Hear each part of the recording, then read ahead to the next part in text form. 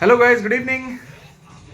आज फिर Satyamev Jayate Raipur foundation free legal aid NGO, जिसमें अधिवक्ता criminal defence lawyer Anup Kumar Sharma ने आज एक फिर सफलता हासिल की है। आज मेरी दोहरी तिहरी जीत है। आज फिर मैंने एक फर्जी मामले को बहुत ही खूबसूरत तरीके से टेक्निकल पॉइंट पे और बड़ी चाणक्य नीति से सही तरीके से एक निर्दोष व्यक्ति को बचाया। देखिए, आप कितने भी सही हो, लेकिन एक बार आप प्रोसिक्यूटेड हो गए, आप झूठे आरोप में न्यायिक अभिरक्षा में जेल में निरुद्ध हो गए, तो प्राइमा फेसिडली मीडिया ट्रायल हालांकि कॉम्पिटेंट एविडेंस नहीं होता है, लेकिन बाहर की दुनिया और जब तक आप बाहर नहीं आ जाते किसी ग्राउंड पे बेल के या निर्दोष साबित नहीं हो जाते, तब तक आप अपने आप को जो है आपके माथे पर लगा हुआ कलंक बाहर दुनिया में नहीं दिखा सकते। और इसमें टूटती बहुत सारी चीज़ें हैं। परिवार आपको गलत साबित करता है, परिवार के सदस्य पति पत्नी हैं तो पत्नी के घर वाले, वहाँ तनाव चल रहा है, पिता बोल देता है कि ये साला बदनामी कराया है, नहीं कराऊंगा ज़मानत। और जब हम सेंट्रल जेल में विधिक मुलाकात में मिलने जाते हैं, कहता है साहब झूठा फंसाया गया है। हमें भी पता चलता है, हम फैक्ट फाइंडिंग करते हैं। आजकल तो मैं पहले भी करता था, पहले तो उतना तरीके से नहीं करता था, बट अब जो है मैं सीन ऑफ क्राइम पे जाता हूँ, मैं मोहल्ले वालों से पूछता हूँ, मैं बहुत लोगों से बहुत सारी फैक्ट फाइंडिंग करता हूँ और बेहतरीन तरीके से मैं अभी डिफेंस लड़ रहा हूँ। आज मैंने सफलता पाई सेशन कोर्ट पे। अभी तक मैं लोअर पे कर रहा था।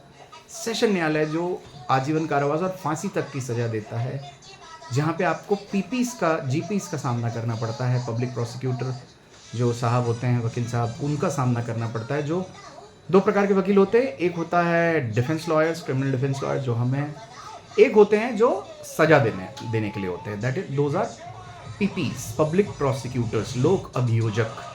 आज मैंने दो लोक अभियोजक, जिसमें एक लेडी, बेल का जब एप्लीकेशन आप लगाते हो, आज मैंने 483 पे क्रिमिनल कोर्ट पे सेशन पे 483 लगता है, 480 लोअर पे लगता है। सेशन कोर्ट पे लोअर से जब खारिज हुआ हमारी जमानत, पहले के एडवोकेट ने खारिज हुई, तो हमने दिमाग लगाया। मैंने क्यों वर्ड यूज़ किया, चाणक्य नीति। मैंने वेट किया, आयु से बात की, आयु से पूछा, हम हस्तक्षेप नहीं करते किसी जांच में, हमने पूछा कब तक जो है चालान आ जाएगी, तो बोले ऑलरेडी नवंबर से अंदर है वकील साहब, हम चालान बहुत जल्दी दे रहे हैं, क्योंकि हमारे ऊपर भी रहता है कि हम जल्दी से जल्दी जांच कर लें। हालांकि 60-90 डेज़ रहता है based upon the civil and criminal trial, but बोले हमने बना लिया है। मैंने कहा ठीक है साहब, चालान दे दीजिए। चालान को पिछले एक हफ्ते से मैं अध्ययन कर रहा हूँ, और अध्ययन मतलब मैंने अभी अपना एक सर्विसेज लॉन्च किया है। आप अपने चालान को मुझसे ऑडिट कराइए और मैं बता दूंगा कि उसमें ग्राउंड है कि नहीं निकलने की। अगर आप बेल चाह रहे हैं या फाइनली क्रॉस एग्जामिनेशन चाह रहे हैं, मेरी अलग अलग सेवाएं हैं। मैंने रिमांड स्टेज पे थाने से प्रोड्यूस करते समय भी बेल कराई है। मैंने 1 महीने इंतज़ार करा के जब चालान आया, 20 दिन में चालान आ गया, 22 दिन में। मैंने चालान जैसे ही आया 28वें दिन मैंने वो करा दी, क्योंकि 5-6 दिन उनको पट्टा उट्टा जमानतदार अरेंज करने में लगा। और मैं ये केस मेरे लिए बहुत ज़्यादा कमर्शियल नहीं था, कमर्शियल सेंट्रिक नहीं था ये केस। मैंने मतलब मान के चलिए सिर्फ कागज़ का जो पैसा होता है नोटरी वोटरी का, और हार्डली बहुत मिनिमल पे जो है, जितने पैसे पे आप यकीन नहीं करेंगे, हम ये मूल निवासी प्रमाण पत्र नहीं बना देते हैं उतने पैसे में। मैंने मतलब शासकीय शुल्क जितनी होती है उतने पे मैंने आज एक ऐसे परिवार जिसको झूठा फंसाया था। मामला क्या था मैं बताऊंगा, और बने रहिए, बहुत इंटरेस्टिंग है। आज एक सफलता है जिसमें मैं बहुत खुश हूँ। और इसके फादर, मैं आपको बताना चाहता हूँ, जो एक्यूज्ड है, उसके पिताजी और माँ दोनों पोलियोग्रस्त, लाचार। पर कभी भी मैं आपको साथियों को सलाह दे रहा हूँ, इमोशनल ग्राउंड पे कभी भी बैटल नहीं कीजिएगा, क्योंकि कोर्ट के अंदर, खासतौर से सत्र न्यायालय, जिला एंड सत्र न्यायालय, डिस्ट्रिक्ट एंड सेशन जज, जो एक डीजे के इक्विवेलेंट होता है, वो आजीवन और फांसी तक की सज़ा दे सकता है। उसके सामने इमोशंस नहीं चलते।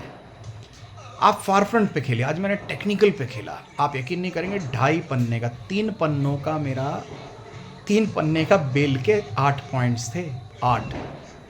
आप यकीन नहीं करेंगे, लोअर से जब डीजे साहब के पास आप लगाते हैं, डीजे साहब उसको भेजते हैं, कमिटल करते हैं कि कौन देखेगा इसको सेशन पे, अगर नीचे से लोअर से खारिज हुआ है तो कौन देखेगा। तो वो डिसाइड किए, मैं कोर्ट का नाम नहीं लूँगा, राइट, प्रथम द्वितीय तृतीय चतुर्थ पश्चिम षष्टम सप्तम अष्टम नवम, है ना, इतने सेशन न्यायालय होते हैं, तो इनमें से 1 to 9 में से एक षष्टम भी हो सकता है, अष्टम भी, सप्तम भी और नवम भी। मैं एग्जैक्टली नहीं बताऊंगा कि कौन से कोर्ट का है, नहीं तो वो it is only for educational purpose and for a learning for other lawyers, right, who are admirer of me, जो मुझे एडमायर करते हैं, उन लॉयर्स या यंग लॉयर्स के लिए एक सबक या एक सीख के लिए है कि आप क्रिमिनल प्रैक्टिस किस तरह करते हैं और किस तरीके के चैलेंजेस आते हैं। और आज मैंने क्या किया वो मैं बताना चाहता हूँ। देखिए, मामला इस प्रकार है कि ये एक जेम, ज्वेलरी होती है ना, रत्न के गबन का आरोप था। गबन, रत्न को बहुत आपने सुना होगा, फलाने टेम्पल, कोई टेम्पल है, कल्लूरी टेम्पल, कौन, तमिलनाडु में एक टेम्पल था जिसमें पुजारी के ऊपर वहाँ के हीरे जवाहरात चुराने के आरोप थे। यहाँ पे फंडा तो थोड़ा सिमिलर लगाया था प्रोसिक्यूशन ने, लेकिन एक गरीब आदमी को बिना किसी आधार के जो है आर्बिट्री अरेस्ट किया था। अब आप आर्बिट्री अरेस्ट मेरे मुंह से कई बार सुने होंगे। आर्बिट्री प्रोसिक्यूशन था ये, नॉट ओनली अरेस्ट, कि पूरा का पूरा मैलिसियस प्रोसिक्यूशन था, क्योंकि मैं पूरा केस लड़ूंगा, अभी गवाही भी लूँगा, अभी तो जमानत पे मैंने छुड़ा दिया।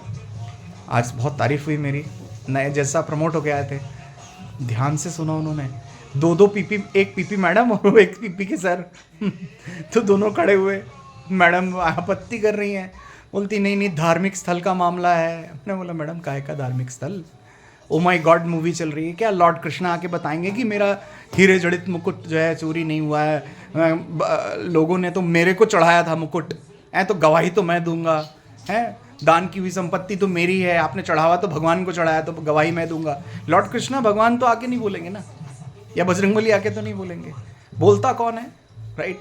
किन किन चीज़ों पे खड़ा होता है प्रोसिक्यूशन, बताइए आप मेरे को। थाने को प्रतिनिधित्व कौन करता है? थाने का प्रतिनिधित्व करता है कौन? थाने का प्रतिनिधित्व करता है प्रोसिक्यूशन। प्रोसिक्यूशन का एक लिम्ब जो होता है वो है एविडेंस, ठीक है। सीआरपीसी और आईपीसी, जो अभी बीएनएस और बीएनएसएस, भारतीय न्याय संहिता और भारतीय नागरिक सुरक्षा संहिता। भारतीय न्याय संहिता क्या जो नई बनी, वो आईपीसी, पुरानी आईपीसी आज बीएनएस हो गई है। सीआरपीसी क्या, भारतीय नागरिक सुरक्षा संहिता। ये दो, और पहले का जो एविडेंस एक्ट था वो अभी द इंडियन एविडेंस एक्ट बन गया है। तो जो पुलिस की प्रकरण कार्रवाई होती है, जब्ती उब्ती, ये सारी कार्रवाई होती है, ये साक्ष्य अधिनियम पे निर्भर होती है। गिरफ्तारी और ये सारी कार्रवाई पूरी की पूरी सीआरपीसी पे चलती थी, जो अभी बीएनएसएस हो गया है, भारतीय नागरिक सुरक्षा संहिता। बहुत अच्छी संहिता हुई है, इसमें बहुत सारे गोल्डन पॉइंट्स आए, मैं और कभी वीडियो बनाऊंगा उस पर।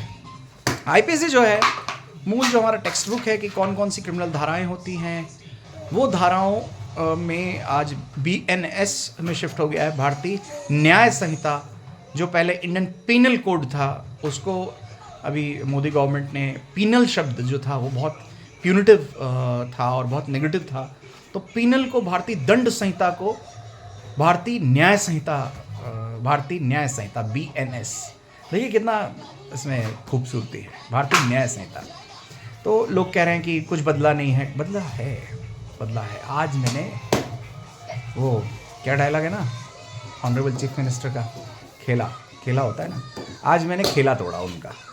जो खेला खेलते हैं ना, प्रोसिक्यूशन के 2 एडवोकेट्स आ गए चैलेंज करने, तो उनको एक कॉपी देना पड़ता है। सेशन में आप जब लगाओगे तो आपको एक कॉपी देना पड़ता है और उनसे टेस्ट कराना पड़ता है, प्रोसीजरल है। जब भी आप बेल लगाओगे तो सेशन पे लगाओगे 483 पे, तो क्रिमिनल सेशन कोर्ट पे आप अगर लगाएंगे तो आपको बाकायदा एक कॉपी उसकी आपको लोग अभियोग